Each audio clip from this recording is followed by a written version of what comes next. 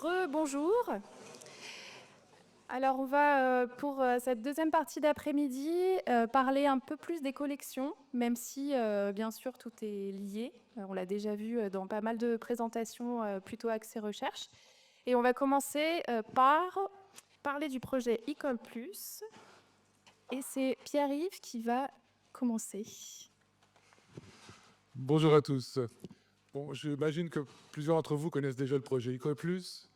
Il s'agit d'un PIA, un programme d'investissement d'avenir de France 2030, géré par l'ANR. C'est un Équipex Plus.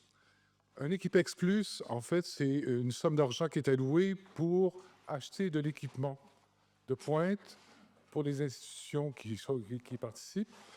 Dans le programme que nous avons présenté, on a ajouté donc d'un côté la partie équipement, mais en tant qu'équipement aussi le résultat de ce qu'on va produire, donc cette espèce de catalogue de numérisation 3D. Ce programme, cet Equipex, s'inscrit dans une suite d'opérations historiques au muséum. Bon, je vais vous faire grâce des années 90. On va attaquer tout de suite les premières numérisations de masse qui se sont faites au muséum. C'est la numérisation de l'herbier. À partir de 2008 à 2012, plus de 5 500 000 planches d'herbier ont été numérisées. L'idée générale était donc de présenter l'intégralité de la collection. Aux alentours de 2014, enfin, je vous laisse regarder un petit peu la diapositive, je vais y arriver en français. On commence à se lancer de façon beaucoup plus industrielle dans la 3D. Sur les entrefaites, on a le programme de PIA 2, donc le deuxième programme d'investissement d'avenir. Pardon, oui, d'accord, j'arrive. Le deuxième programme d'investissement d'avenir, où est-ce que le muséum va obtenir un financement à travers le programme e-Récolnat, qui devient par la suite l'infrastructure Récolnat que l'on connaît aujourd'hui. En 2016, je suis contacté avec Christine par des collègues d'une ONG américaine qui voulaient faire une expérimentation de numérisation de masse des collections en 3D. L'idée était de scanner la galerie d'anatomie comparée et la galerie de paléontologie en 3D et à partir de là, pouvoir segmenter les spécimens d'état intérieur. Ce qui va nous amener sur une première expérimentation des résultats. Je vais vous tout de suite. Est-ce que ça démarre? Voilà. Donc, c'est une première expérimentation de numérisation de masse. Le résultat est frappant par cette vidéo. De nombreux spécimens ont été numérisés, mais la qualité, en fait, il y a eu un choix technologique qui a été fait, la qualité n'est pas au rendez-vous. Mais toujours est-il que l'idée de présenter les collections en 3D a germé, et ce qui nous a amené sur le PIA suivant pour présenter le programme École Plus.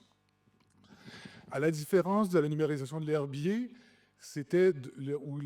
la numérisation de l'herbier, c'était de présenter l'intégralité des collections présentes.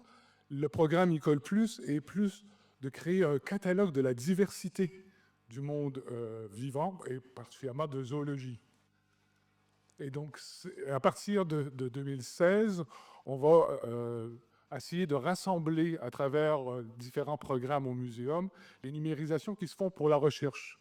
On va arriver juste avant Covid à fonder ce qu'on appelle la 3D Tech, qui n'a malheureusement pas continué à évoluer, mais j'espère que ça va le faire dans les années à venir, mais avec le soutien du programme École Plus. Aujourd'hui, j'arrive à un âge de la retraite et je cède ma place dans le pilotage de ce programme à Pauline Provini, à qui je vais passer la parole immédiatement. Merci pour cette transition. Merci. Voilà, donc du coup, Pierre-Yves l'a dit, le programme École Plus est dans la continuité d'e-Récolnat, mais cette fois on passe en 3 dimensions. Et donc, c'est un programme qui réunit 10 institutions. Le muséum est pilote, mais vous voyez qu'il y a 9 autres institutions françaises partenaires de ce projet.